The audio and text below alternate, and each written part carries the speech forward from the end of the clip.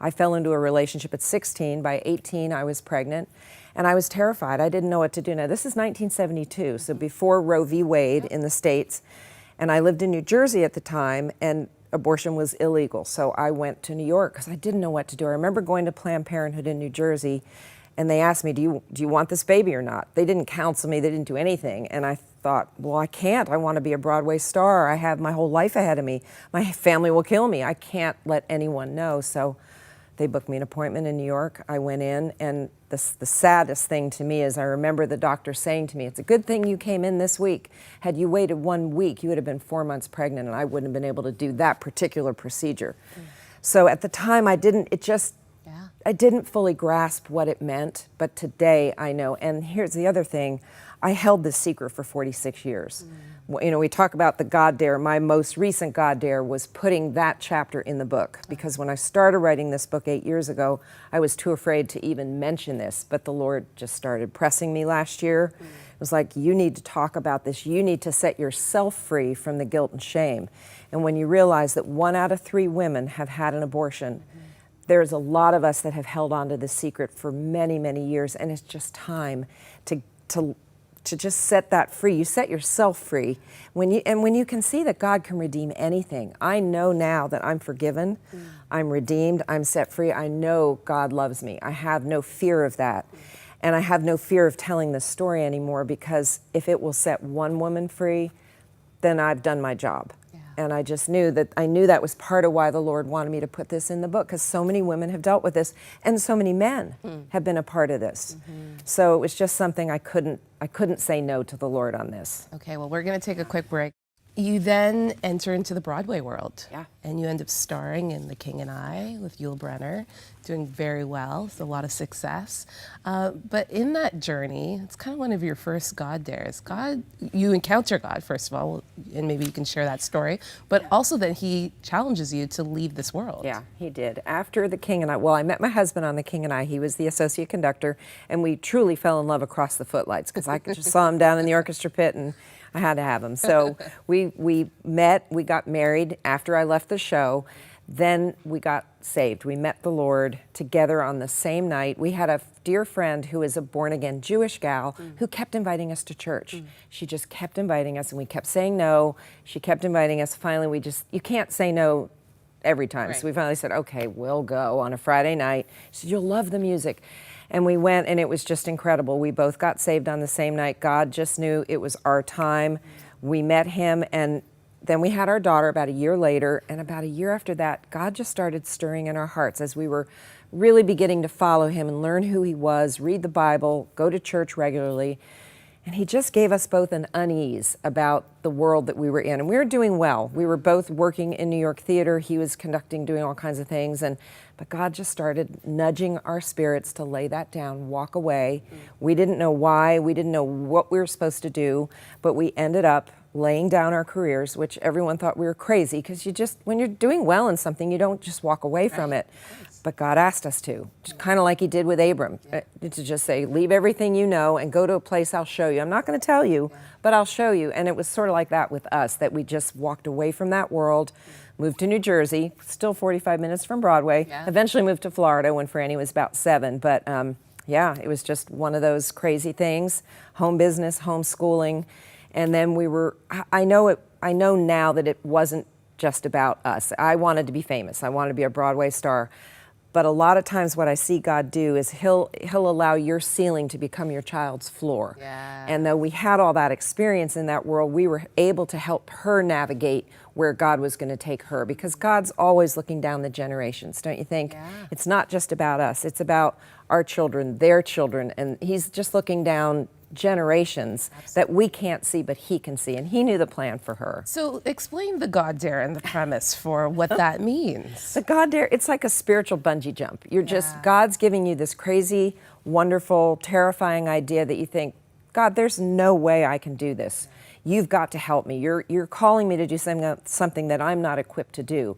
But if God calls you to it, he'll equip you to do it. And for me, I recognized that when I wrote my first book 8 years ago, when I had no writing experience, didn't graduate from college. Now I went to 4 colleges in 2 years, didn't graduate from any of them, so don't let that stop you.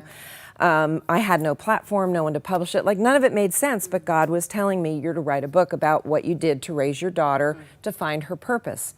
So I wrote the book. It was just crazy, but he equipped me to do it. And that's what a God dare is. It will be outside your comfort zone.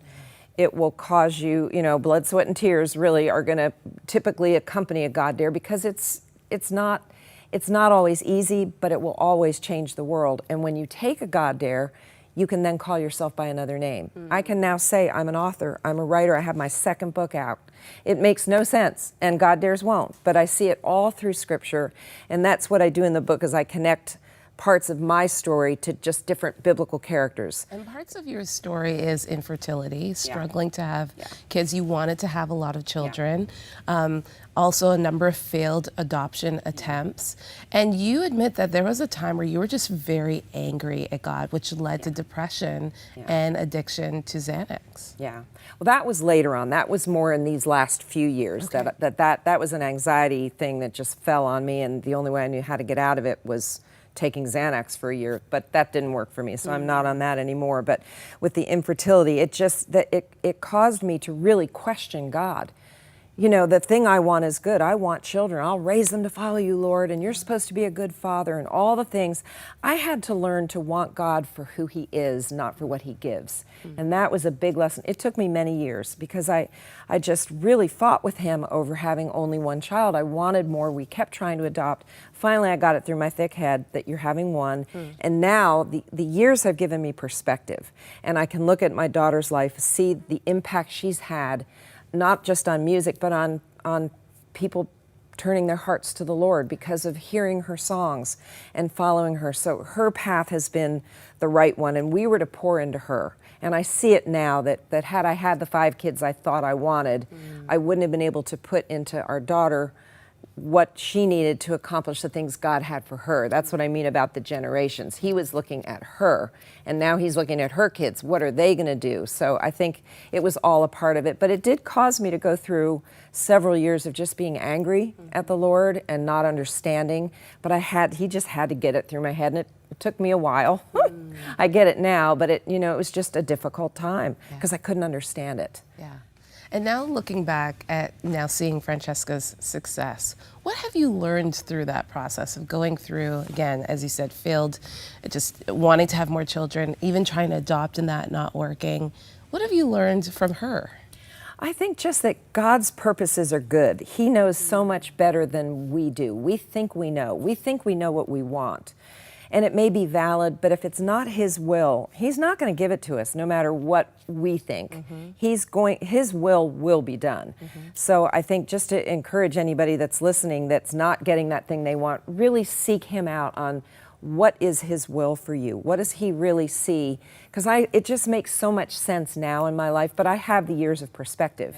And if you're in it and you're struggling with it, just try to love him for who he is, not for what he can do for you. Because it's about, I just want my life to give him glory. I see what he's taken me from having an abortion at 18 to now being able to talk about it and talk about the other ways that God can dare us and change our lives so that we can change the world.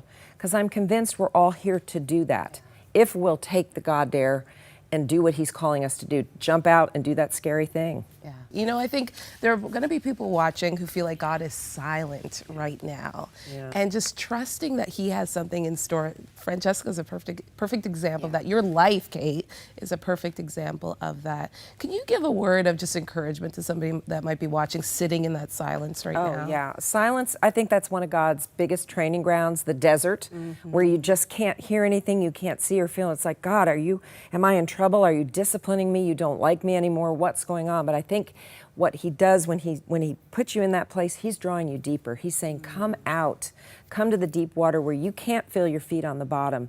Come and let me carry you. You think you're being disciplined, but I'm teaching you. This is a time of deep teaching and training, and I want to know that you truly love me for who I am, and I'm going to let it be quiet for a while. And I think he does that with all of us if we're truly seeking to know him. He's got to take us into that place of total silence.